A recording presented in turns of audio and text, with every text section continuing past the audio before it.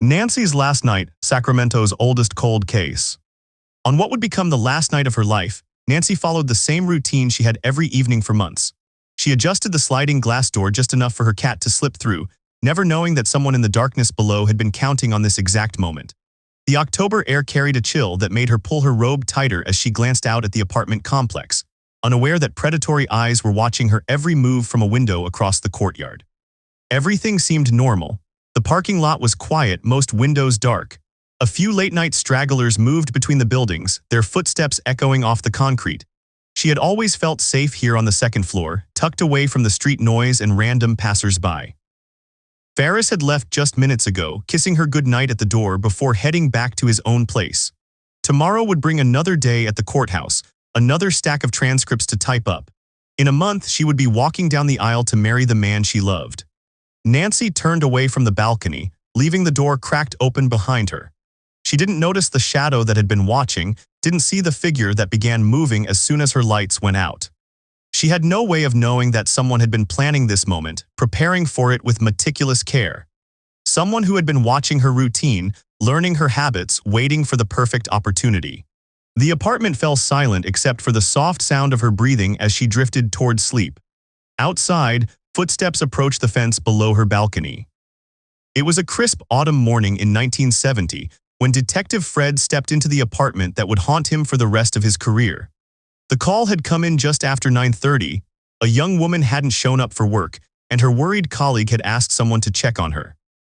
What Fred found in that second-floor apartment changed everything. Nancy, a 28-year-old court reporter, lay beside her bed in a scene that revealed the severity of what had occurred.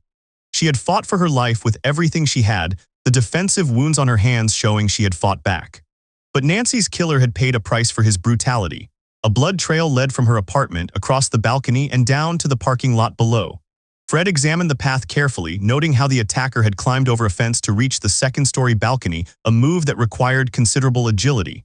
The sliding glass door showed no signs of forced entry. This wasn't a random break-in.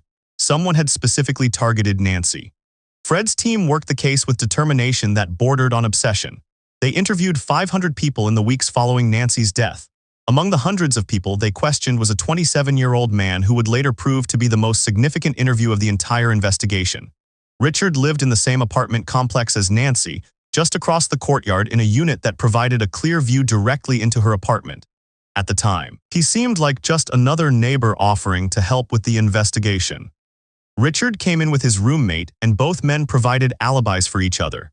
Fred studied Richard carefully during the interview, looking for any sign of injury that might match the blood trail from Nancy's apartment. He found nothing visible. The man seemed cooperative, even helpful. There was no reason to suspect him more than any of the other hundreds of people they questioned. As months turned to years, the case grew cold. Fred retired, passing the file to younger detectives who would occasionally dust it off and review the evidence. The forensic technology of 1970 was primitive by later standards. Investigators could determine blood types but little else. The forensic evidence from Nancy's apartment told them someone had been wounded, but without advanced testing, it was just another piece of a puzzle with too many missing pieces. As the 1970s drew to a close, Nancy's case joined the growing stack of unsolved files that haunted police departments across the country. The initial burst of investigative energy had faded, and with no new leads emerging, detectives were forced to move on to fresher cases that demanded their attention. The file was transferred from active investigation to the cold case archives, where it would sit largely untouched for decades. Occasionally, a new detective would pull it out, review the evidence, and shake their head at the limitations of 1970s forensic science. The blood evidence that seemed so promising could only tell them basic information about blood type. The fingerprint analysis had yielded nothing useful.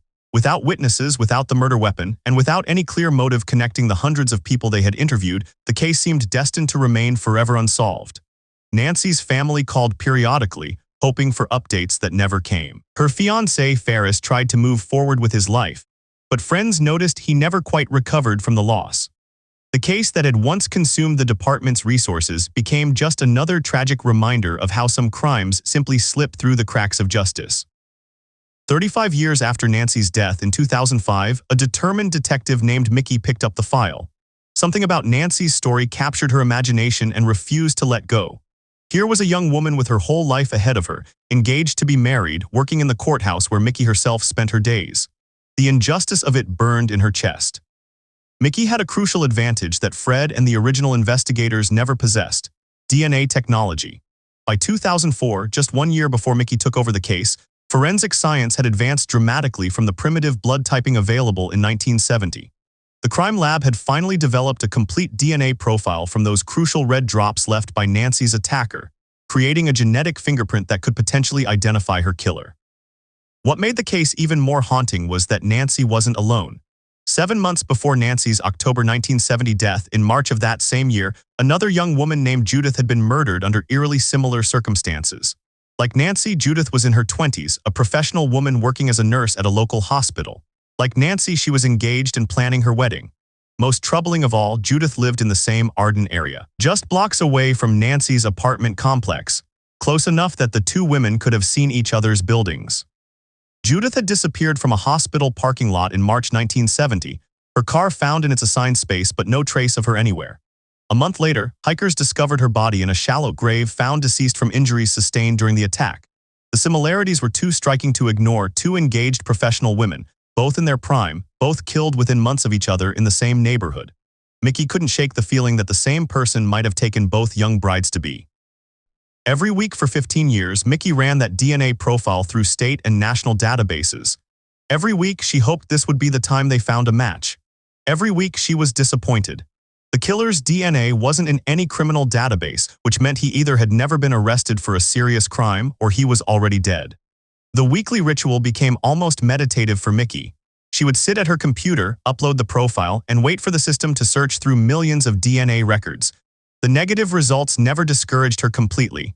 Each no match meant they were one step closer to finding the right approach. The possibility of a connection made Mickey's work even more urgent. She wasn't just seeking justice for Nancy, she was potentially hunting a serial killer who had targeted engaged women in their community. Judith's case offered fewer clues since the DNA evidence had been accidentally damaged and couldn't be tested, leaving Nancy's blood drops as the only genetic link to their killer. Every week when Mickey ran Nancy's DNA profile, she was searching not just for one murderer, but possibly for someone who had destroyed multiple families and shattered multiple dreams of wedding bells and happy futures. Other cases came and went. Mickey solved dozens of investigations, earned promotions, and built a reputation as one of the department's most tenacious detectives. But Nancy's case remained special. Even after Mickey retired in 2010, she couldn't let it go. She stayed in touch with the active investigators, offering to help whenever they needed her expertise. By 2016, Mickey's dedication had become legendary within the department. Though retired, she continued coming in weekly, driven by promises she had made to Nancy's sister and to Judith's family. That year, she agreed to a television interview, hoping that public attention might generate the breakthrough they desperately needed. She spoke openly about her belief that the cases were connected, about the weekly DNA searches that kept coming back empty, and about her refusal to let two young women be forgotten. The interview was both a plea for information and a declaration that some cases are too important to abandon, no matter how many decades pass without answers. The breakthrough came from an unexpected direction. In 2018, investigators in California made headlines by using a new technique called forensic genetic genealogy to identify the Golden State Killer. Instead of relying on criminal databases, they used public genealogy websites to find distant relatives of unknown suspects. It was revolutionary, and it gave cold case investigators across the country new hope. In November 2019, 49 years after Nancy's death and 14 years after Mickey first picked up the case, the current investigative team decided to try the new approach. They took the DNA profile that had sat unused for so long and uploaded it to a public genealogy database. Instead of looking for an exact match, they were now searching for people who shared portions of DNA with Nancy's killer relatives who might not even know they were related to a murderer. The genealogy investigation required painstaking work, building family trees that stretched back generations and following DNA connections through marriages, births, and deaths. Investigators worked with genetic genealogists who specialized in cold cases, carefully verifying every lead and connection. The passage of time complicated everything. Many potential sources were dead. 1970s records were harder to access, and the team had to piece together not just family relationships, but also decades-old residential histories.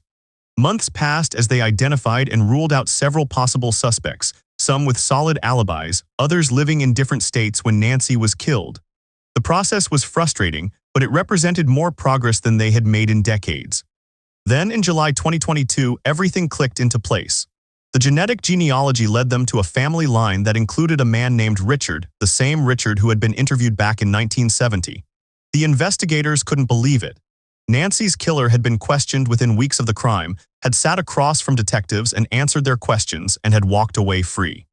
To confirm their suspicions, they needed a direct DNA comparison.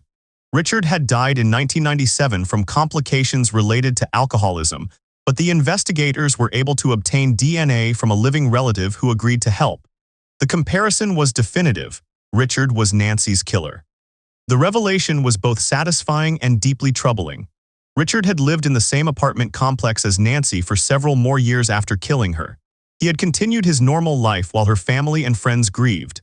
He had watched as police cars came and went, as investigators searched for clues, as Nancy's fiancé tried to rebuild his shattered life.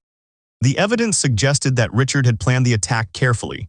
He had put tape on his fingertips to avoid leaving fingerprints, showing that he knew enough about police investigations to try to cover his tracks.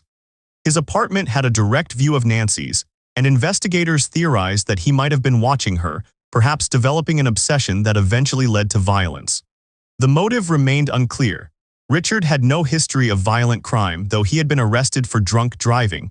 There was no evidence that he and Nancy knew each other personally. The most likely explanation was that he had developed an attraction to her from a distance, watching her come and go from his window until his fantasies turned deadly.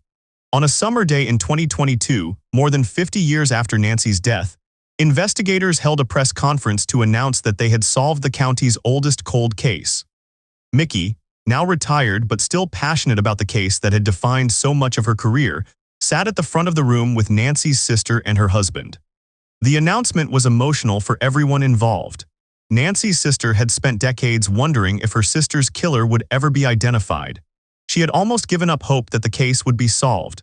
The investigators had spent years, in some cases decades, working on a case that seemed impossible to crack.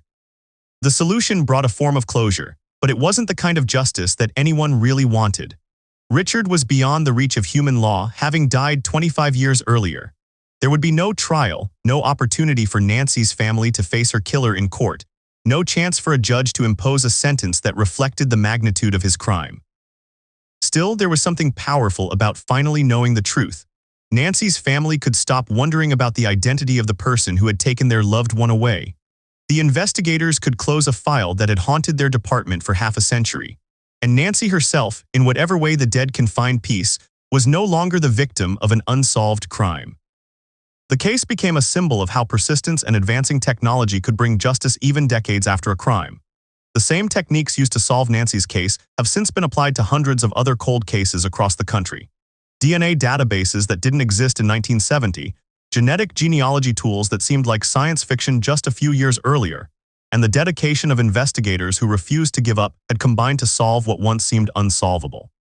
Nancy's story reminds us that some crimes are too significant to be forgotten, no matter how much time passes. The young court reporter who fought so bravely for her life in 1970 had finally received the justice she deserved, even if it came 5 decades too late.